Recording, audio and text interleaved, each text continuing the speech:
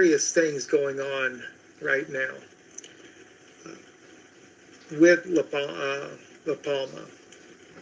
I don't know if you guys are aware, but somebody had put out somewhere that they were, that there is a strong sulfur smell going on La Palma.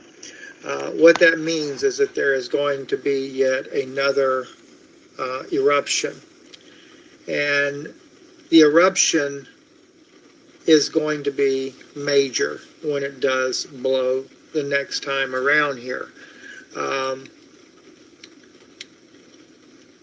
This situation is so serious, what's going on over there, that there was a meeting at the White House today, and Biden's cabinet has elected not to go public on this for fear of creating panic. They know from the advisors on this issue that this is moved up a level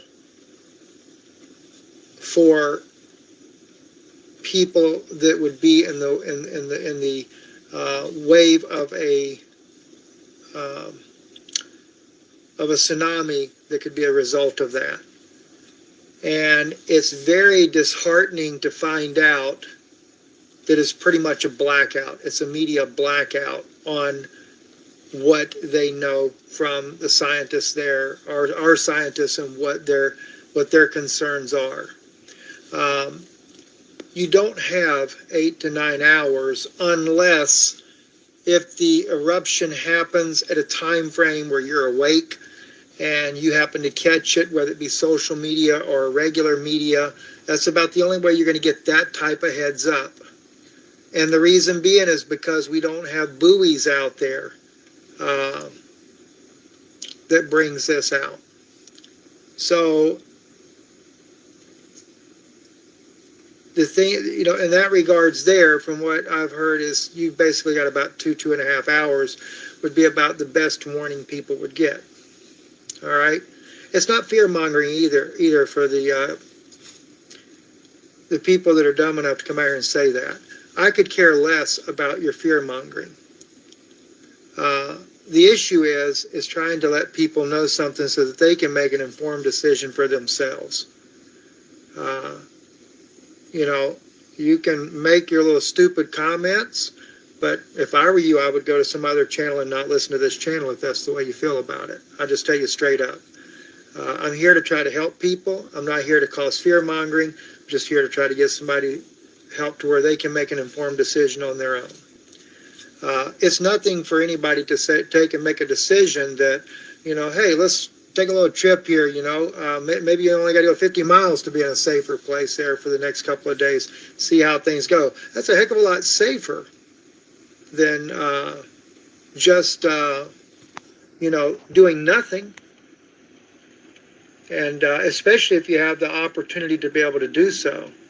And I think about, I used to live in Florida, so I think about those people down there. I would not, I realize if something happens, you live, say, down in Miami and everything, you don't have a heck of a lot of time to get nowhere. That's a long doggone way to get to safety from down there. And there again, yeah, it's true. Maybe nothing will happen. Maybe that if it does break off, maybe it won't be big enough to cause anything that would be of a major significance for this side in the first place.